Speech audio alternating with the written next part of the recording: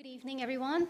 My name is Joyce, and I'm really delighted to be here tonight to share with you my personal experience and to talk to you a bit about my journey. So, my Australian journey, I suppose you can call that, started quite a number of years ago when I came over to Sydney as an international student from Malaysia. I went to UTS, as Philomena had said, and I studied Bachelor of Business with a major in accounting and finance. So, just like many international students, I fell in love with Australia. I wanted to call Australia home. So I've decided that I must take up permanent residency. But back in those days, you actually have to apply for permanent residency when you're not in the country. So I had two options. First would be to go back to Malaysia to find a job from my home country, or that I could go somewhere where I could easily obtain a permanent residency and be able to work there while applying, for the Australian permanent residency. So I decided to go to Singapore for, quite a lot of reasons. I like Singapore. I've been there before. It's a more advanced country than Malaysia, and I thought that would mean more opportunities for me. So I spent 4.5 years in Singapore, and I worked there as a group accountant in a large steel manufacturing company, which is listed in Singapore Stock Exchange. I worked extremely hard. It was, very, very long hours, and at the same time, I was actually doing part-time my CPA studies. So after 4.5 years, I finally obtained my CPA accreditation and also my Australian permanent residency. Then I returned to Sydney. I then joined Pfizer in 2002. As a financial accountant, and I literally worked my way up, sort of from senior financial accountant to group financial controller, and more recently as a compliance control and risk lead for Australia and New Zealand. Pfizer is the largest research pharmaceutical company in the world, and I'm really proud to be working in this challenging but very interesting industry for the last 12 years. I feel that I've grown a lot, from both a career standpoint and personally in the last 12 years. From a career perspective, when I first came back to Australia, my first job was a financial accountant. I felt that I was thrown into the deep end and I had to start from scratch, because even though I've had almost 5 years of work experience as an accountant under my belt, I knew nothing about how to be an accountant in the Australian workforce. I was very hardworking, yes. I was technically sound, yes. But what I lacked in was actually the soft skills. But thankfully for me, I've had the opportunity to work for some really, really great managers in Pfizer.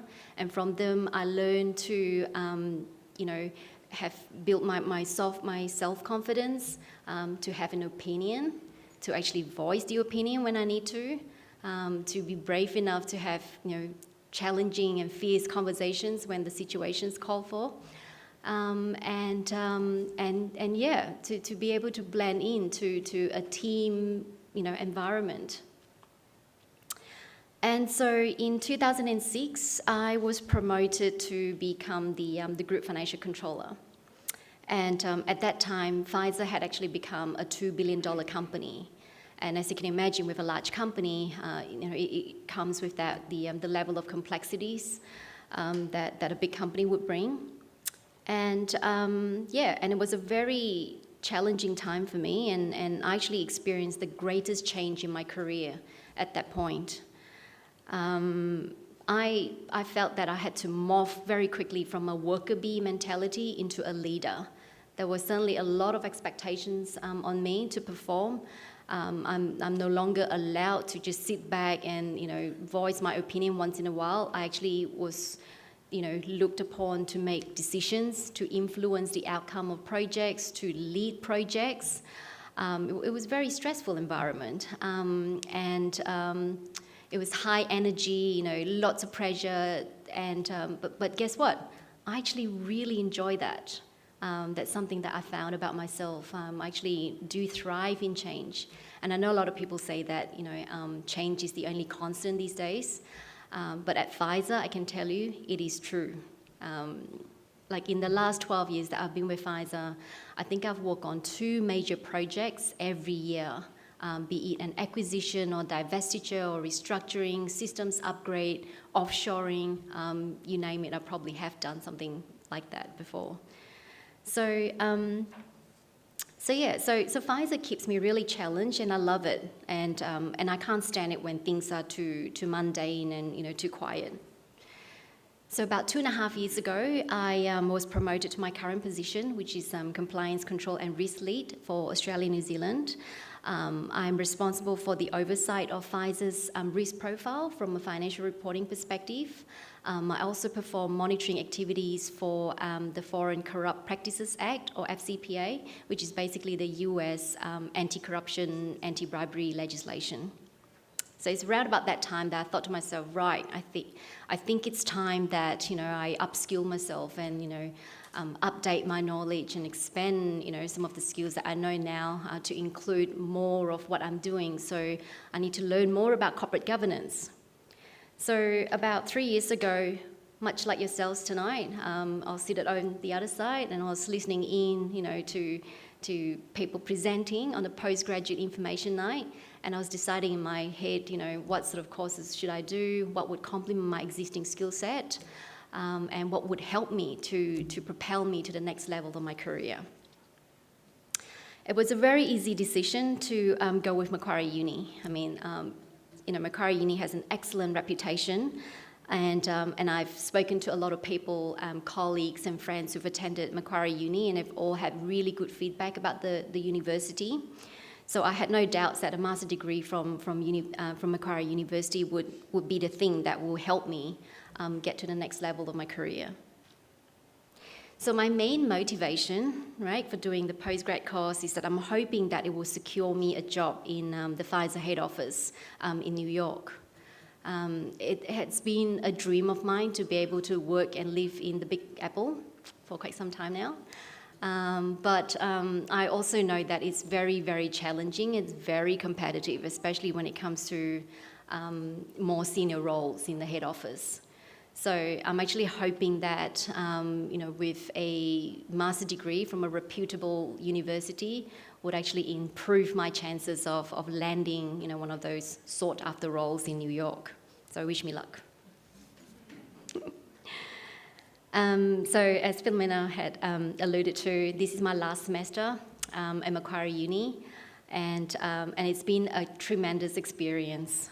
I personally find that for me, it makes more sense to actually to start your postgrad course after you've had a few years of work experience.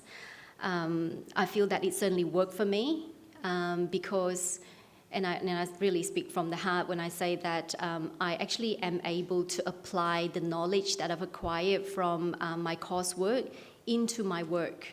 And likewise, I was able to utilize my work experience to make better sense of what I'm studying. So I found that really, complimenting for me. And what I've tried to do is actually to incorporate my passion in the work that I do in the industry that I worked into the coursework. So, for example, at every opportunity that I can for research assignments and all that, I've always chosen a topic that relates to pharmaceutical industry. So my first semester when I did enterprise risk management, I researched and did an assignment on Pfizer Inc. Risk profile, right? And then last semester, I actually researched a paper on why the pharmaceutical industry is so susceptible to corruption and bribery. And I did that with the emerging risk of financial crime unit that I did last semester. And currently, my last semester now, I'm actually researching on whether lowering the price of life-saving drugs will actually maximize the access for patients. So, and that's actually in the business ethics course that I'm actually doing. So I find that, you can actually mix what you're interested in, what you're passionate about, into the coursework. So, and that works really well for me, because by researching a topic that I'm naturally interested in and I'm passionate about, it just makes it interesting. Like, it becomes less of a homework and more like a hobby. So yes, I'm really enjoying my experience. The not so glamorous side of having to do, full-time work, part-time studies is obviously having to attend classes after work. It is especially hard, during winter, when it's cold and it's dark, and it's even worse when you're hungry and it's raining, and it's even more terrible when it's a Friday night class. And the ultimate would definitely be that it's Friday night before a long weekend. I've experienced that myself last semester, ACCG 835. But as I've said, that's just one side of it. The rewarding part is really about learning, being able to apply what you've learned into your workplace. And another aspect is actually getting those good grades that you work so hard for and you deserve. And when you see that in the results, you do a little happy dance inside. So yeah, so I work really hard. I'm very, very motivated, and my eyes never left the prize. I know where I'm heading, I know what my objective is, and I stay very focused. So I do encourage you all to follow your dream. If you have your sight set on something, you really should go and grab it, because it is reachable. And I'm a firm believer of hard work and perseverance.